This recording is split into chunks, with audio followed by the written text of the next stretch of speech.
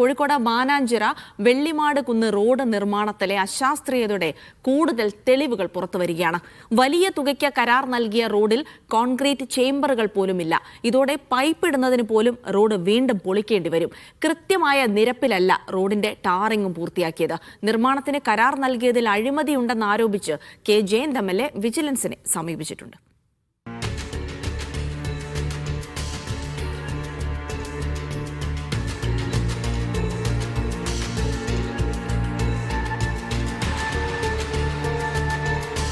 ഒരു കിലോമീറ്ററിന് 16 കോടി രൂപ എന്ന കണക്കിലാണ് മാനാഞ്ചിറ വെള്ളിമാട് കുന്ന് റോഡിന്റെ നിർമ്മാണം നടത്തിയത്. എന്നാൽ ഇത്രയും വലിയ തുകയ്ക്കുള്ള നിർമ്മാണ പ്രവർത്തനങ്ങൾ ഇവിടെ നടന്നിട്ടുണ്ടോ എന്നുള്ളത് പരിശോധിക്കേണ്ടതാണ്. കരാർ വ്യവസ്ഥകൾ ലംഘിച്ച് അശാസ്ത്രീയമായാണ് റോഡിന്റെ നിർമ്മാണം നടന്നതെന്ന ആരോപണം ശക്തമാണ്. ഉദ്ഘാടനം കഴിഞ്ഞിട്ടും റോഡിന്റെ നിർമ്മാണ പ്രവർത്തനങ്ങൾ പൂർത്തിയാകാത്തതും ഓവുചാലിൽ തന്നെ നിൽക്കുന്ന ഇലക്ട്രിക് പോസ്റ്റുകളും ഇതിന്റെ ഉദാഹരണമാണ്. ഒരേ നിരപ്പിലും ചെരുവിലും റോഡിന്റെ നിർമ്മാണം നടത്തുന്നതാണ് ശാസ്ത്രീയമായ രീതി.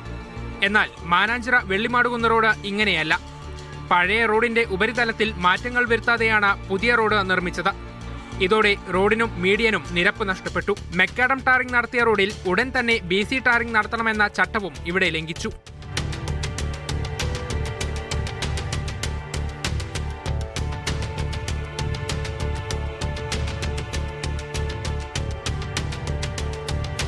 പുതിയ റോഡിൽ അടിയിൽ പൈപ്പ്, കേബിൾ എന്നിവ ഇടാൻ കോൺക്രീറ്റ് ചേംബറുകൾ നിർമ്മിക്കണമെന്നും കരാറിൽ ഉണ്ടായിരുന്നു.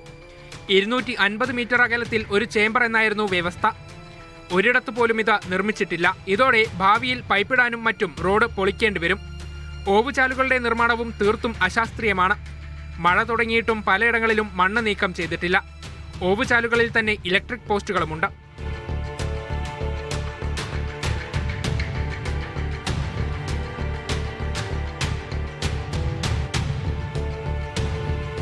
ഭീമമായ തുകയ്ക്ക് നിർമ്മിച്ച റോഡിലാണ് വീഴ്ചകൾ സംഭവിച്ചത്.